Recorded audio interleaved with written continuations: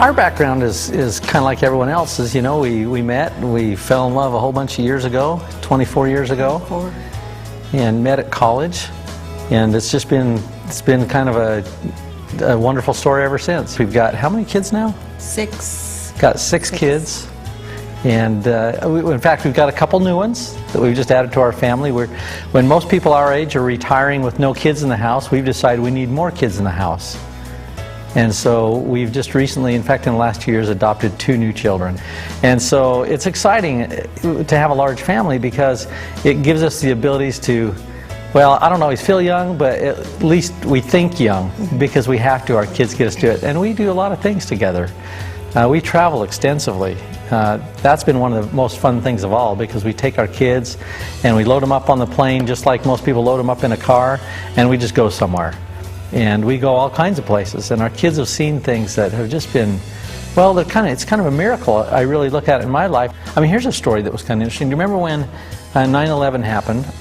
And we wanted our kids to be able to see that on a more personal way than just on television. So shortly after that, we found ourselves in New York. Actually, the ground was still smoking from the towers that were there, and that's left a permanent impression upon us and our family.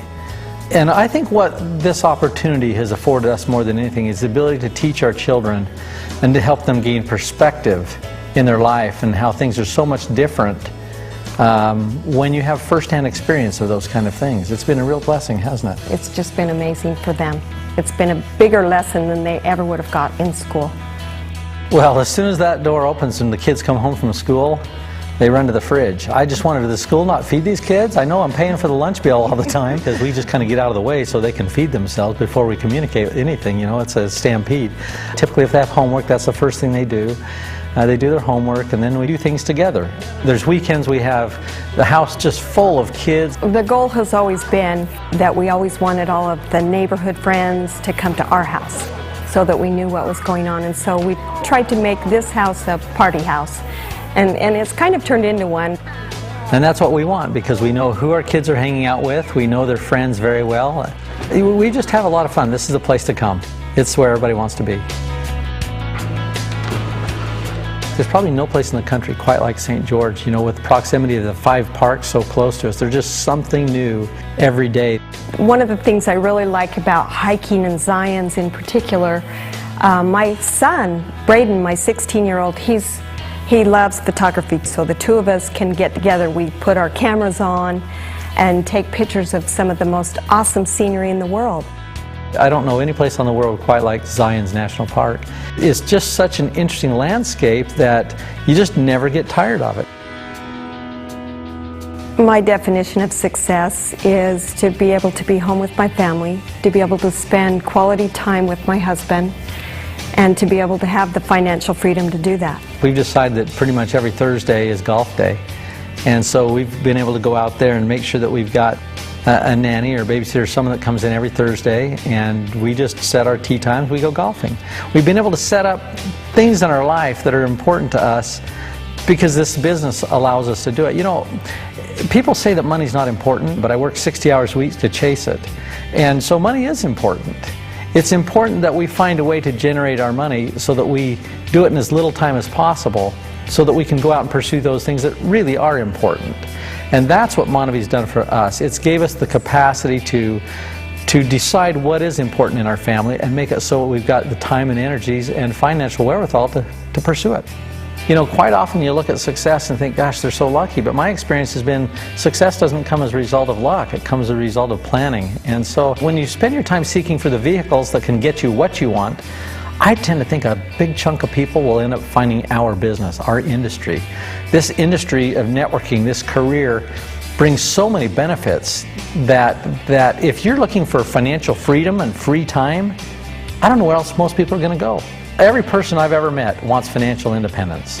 They don't recognize it, but I say that because the opposite of that is financial dependence. And I don't know anyone who sets out with that as a goal. Never. And so for us, it's just been a constant pursuit that led to this industry of network marketing. Because one thing I've recognized, you can't gain financial independence unless you've got leverage in your life. It's the most important component. And there's only a couple things you can leverage. You can leverage your time, or you can leverage your money. And for the bulk of us, we don't have money to leverage. So the only thing we've got to leverage is our time. So the real question comes down is, okay, what is the best vehicle on the planet for leveraging your time? And I'm telling you, this is the vehicle. So we found ourselves in this about 20 plus years ago and worked really hard. It took us about a year and a half to generate enough income that we could kind of live on it.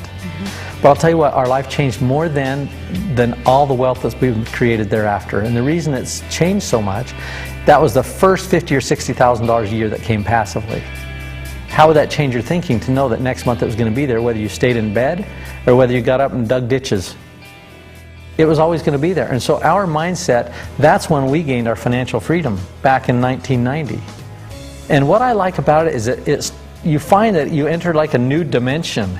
Your mind is able to start focusing on things you hadn't focused before. Things like, well, more altruistic things. How can I make a difference today? How can I contribute to somebody else who may not be in the same circumstance in life, who may have pain or have suffering or for whatever reason? You know, we live in a world that's got a lot of challenges. And I'm telling you, we've got to be part of the solution. And you can't give someone what you don't have yourself. So the first way to help the poor is don't be poor. That's the first thing. You know, if you want to help someone spiritually, you better be spiritual yourself. You can only give what you have. And so once you recognize that your own personal battles are over and you can get out of yourself and stop focusing on you, it's amazing what differences you can make in the world. We support the More Project. Our auto ship on a monthly basis pays a donation to the More Project. We believe in it. I think that's a big part of Monavie and what it's done for the community of Brazil. We do need to give back, and actually we have a goal to take our kids down there and let them see what it's like down there and see the slums so that they can do everything they can to help besides just monetarily. I love what Dallin says. Dallin says if we just grow a giant company but we haven't made any differences in people's lives, we've wasted our time. We love the More Project. We're excited about it, and you know, truth is we feel like we've been blessed very much, so we have to give back.